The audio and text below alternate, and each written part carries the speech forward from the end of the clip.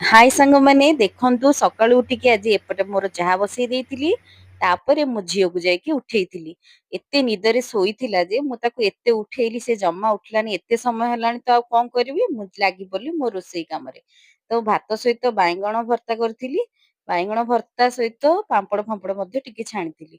ତାପରେ ଏପଟେ ମୁଁ ଲାଗି ପଡିଲି ମୋ ପାଗ ପାଣି ବନେଇବାରେ। ଭାତ ଡାଲି ବାଇଗଣ ଭର୍ତ୍ତା ସହ ଜହ୍ନି ପୋଡାର ପାଗ ବନେଇ ଦେଇଥିଲି। ତାପରେ ସାଙ୍ଗମାନେ ଖାଇ ପିଇ ସାରିଲା ପରେ ମୋ ବଡ ଝିଅ ଆସିନଥିଲା ବୋଲି ଟିକେ ବାହାରକୁ ପଳେଇ ଆସିଲି ଆଉ ଆପଣ ମାନଙ୍କୁ ଟିକେ ଦେଖେଇ ଦଉଛି ଦେଖନ୍ତୁ। ଦଶହରା ପାଖେଇ ଆସିଲାଣି। ଚାରିଆଡ କେମିତି ଯୋଉ କାଶଦଣ୍ଡି ଫୁଲ ଚାରିଆଡ ପରିପୂର୍ଣ୍ଣ ହୋଇଯାଇଛି। ଦେଖନ୍ତୁ କେତେ ସୁନ୍ଦର ଲାଗୁଛି। ଏଇଟା ମୋ ଘର ଫ୍ରଣ୍ଟ ର ଦୃଶ୍ୟ। ତାପରେ ଦେଖନ୍ତୁ ଅପେକ୍ଷା କରି କରି ଫାଇନାଲି ମୋ ବଡ ଝିଅ ଘରକୁ ପଳେଇ ଆସିଥିଲା। ଆସିକି ଦି ଭଉଣୀ ଭିତରେ ତାଙ୍କର ସେ କଣ ଗୋଟେ କଥା ଚଲେଇଥିଲେ।